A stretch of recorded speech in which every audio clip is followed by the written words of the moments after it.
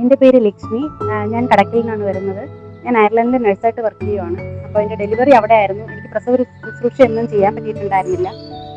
എനിക്ക് അമ്മയാണ് സജസ്റ്റ് ചെയ്തത് ജീവാമൃതം ആയുർവേദ ഹോസ്പിറ്റൽ.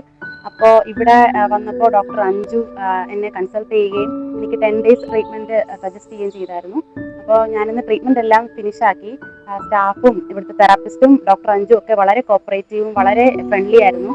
ഓരോ കൺസേൺസും ചോദിച്ചറിഞ്ഞ് അതിന് വേണ്ടുന്ന സൊല്യൂഷൻസ് ചെയ്യുമായിരുന്നു. എനിക്ക് ശരിക്കും ഒരു ഫ്രഷ് ഫീലിംഗ് ആണ്. മൈൻഡൊക്കെ കാമായി നല്ല റിഫ്രഷ്ഡ് ആയിട്ട് തോന്നുന്നുണ്ട്. ഞാൻ 100% ഹാപ്പിയാണ്.